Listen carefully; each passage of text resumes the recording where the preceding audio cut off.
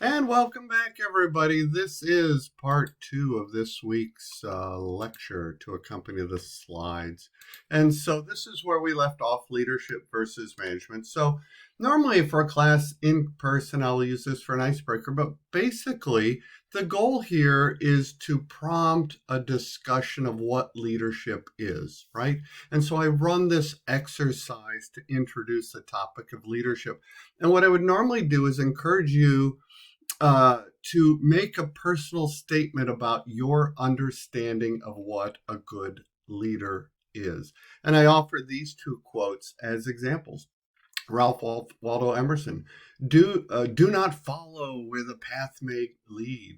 Go instead where there is no path and leave a trail. What do you think of that? Pause and think about it for a minute.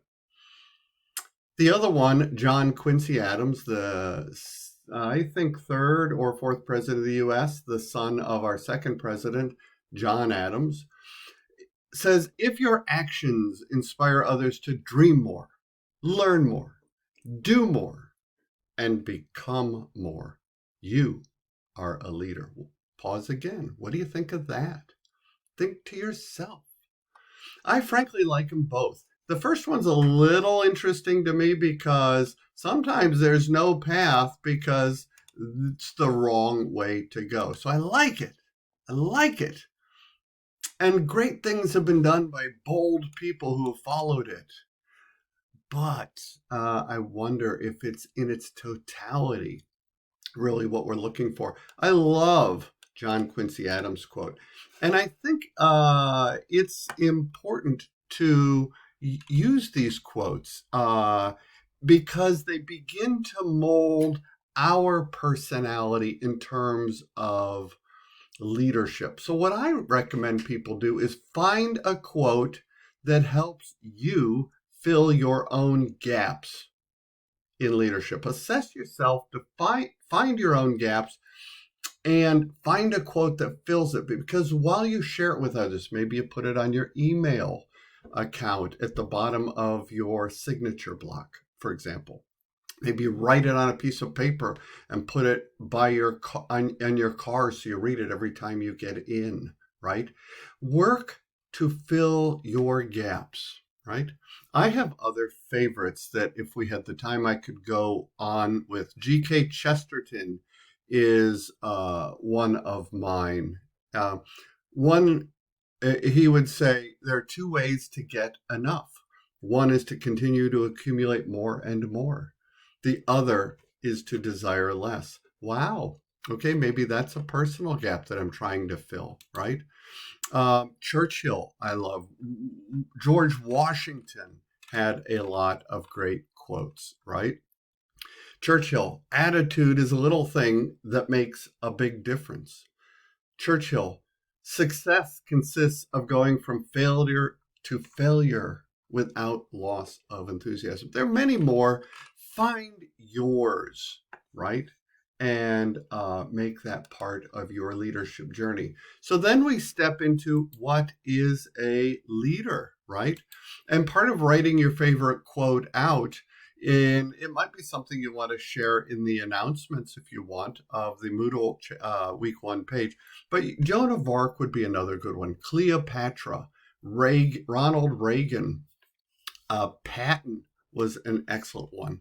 What is your favorite leadership quote? Think about it and make it part of your life and then change it as you find other gaps and you've filled in a current one, right? Make them revolving. So I will say here are some leadership quotes that frankly help us see a transition between the pre-scientific management theory, the Hawthorne effect, and to today's modern approach. As you notice in the Moodle page, I frankly state that transformation, which is what this course is about, management that transforms, involves engagement. No one was ever transformed positively without engagement. I think that's a major theme of this entire course in both leadership and management in transformation. But let's make no mistake about it. Good leadership has always been good leadership. But good leadership wasn't always practiced as the rule of the day. That would be my point. And you kind of see that in these various quotes and transitions. What is leadership? Well, in 1927, Moore would write, it's the ability to impress the will of the leader on those led, to induce obedience, respect, loyalty, cooperation. You know, how many times did our parents say, you have to obey your father? Well, there's some truth to that. But at the same time, leadership needs to be earned. You can see also in 1927, Bingham saying, a person possessing of the greatest number of desirable traits of personality and character. Are you kidding? Well, there's some truth to that. There are granular pieces of truth to all of these. But I have had plenty of leadership roles and been very successful for many reasons, mostly the people, but it isn't because I had the greatest number of desirable traits. We'd eliminate a lot of people, and frankly, it means they can't grow into a job. You know what I love about my career in the Air Force is that every time I was promoted, the Air Force, by its regular language, would say, for your being promoted to the grade of captain, for example, captain, for your ability, for your,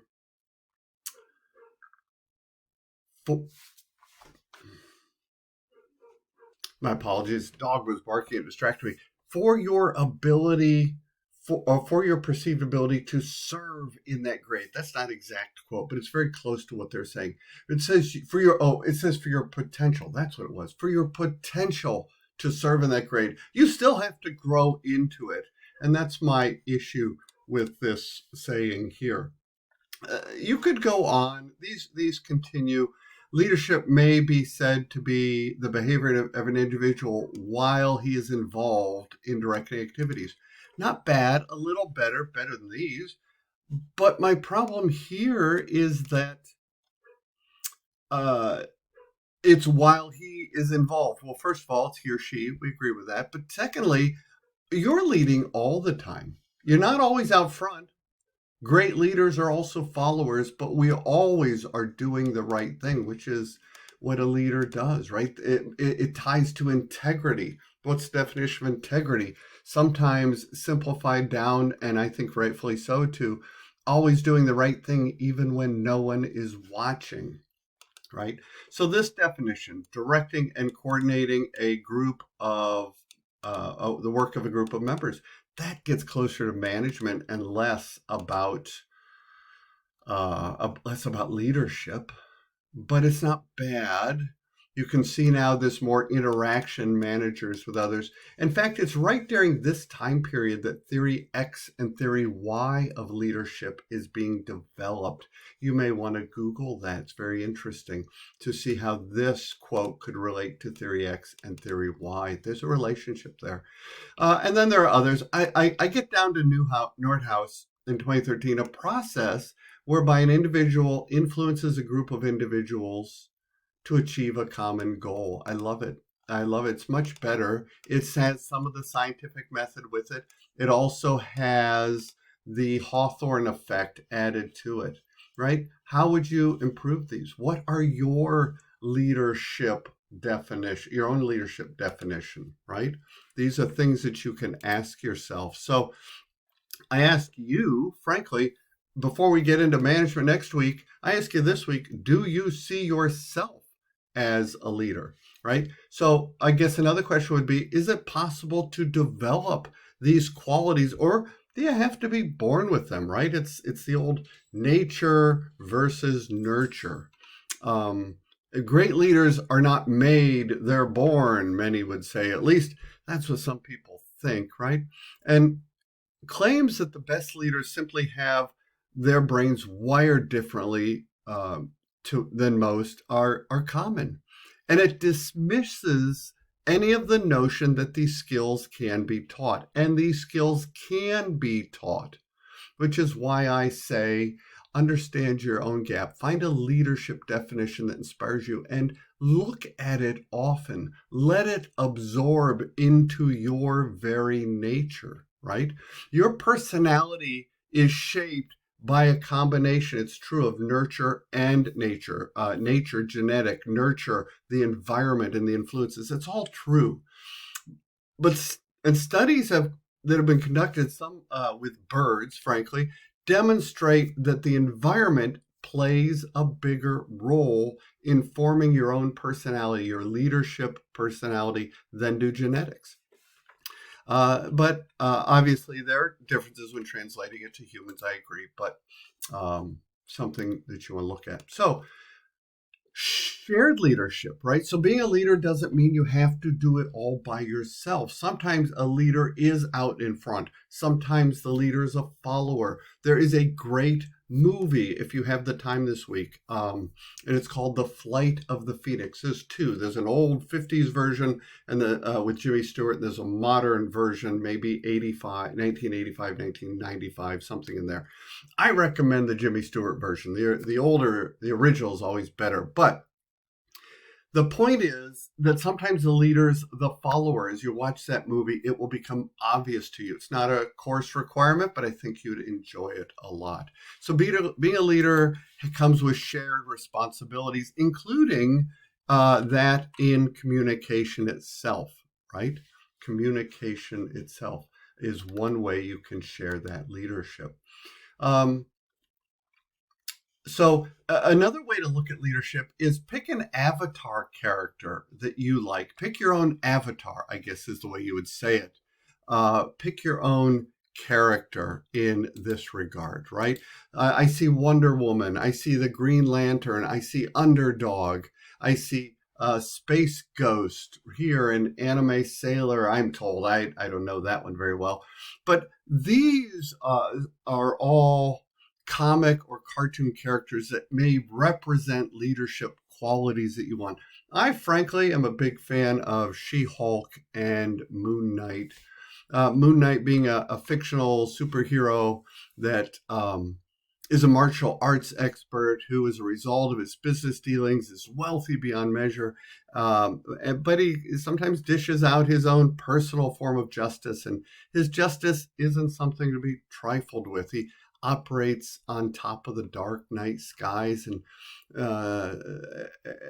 so he's at a different level of the superheroes, but he struggles with things, but he works to overcome them while helping people. Now, with that, I will say that I want you to consider, and you'll see this again probably in week 10 in the final, I want you to consider your own leadership development plan, right?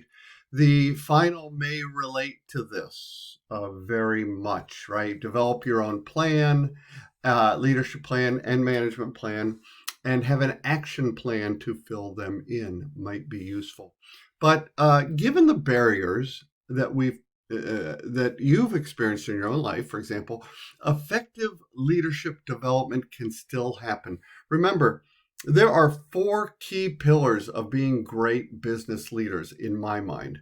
The 4 pillars are management skills, leadership skills, interpersonal skills, and technical skills, right?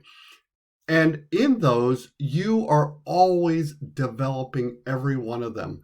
So you're a learning leader for life in terms of leadership, management, technical skills, and interpersonal skills, okay? So I want you to think about that. Even if you think you're great at them, you have gaps, find your gaps, and then create an action plan to solve it, right? So take some minutes, even today, this week, take 10 minutes to start thinking about your personal leadership and management development plan, because you may see this again. Most people, I will say, these are self-explanatory. Assess, identify, and determine. Assess whether you possess any derailers or fatal flaws. Identify strengths and determine how you can leverage them. Identify weaknesses and how can you manage them. And determine at least one potential development opportunity. This would be more like your action plan. But here's my final word to you. Many people focus only on weaknesses. And to be honest, Fixing weaknesses leaves you with a bunch of non-strengths. Focus on both. That's all I have. See you online. Good luck on the quiz. The materials in the course.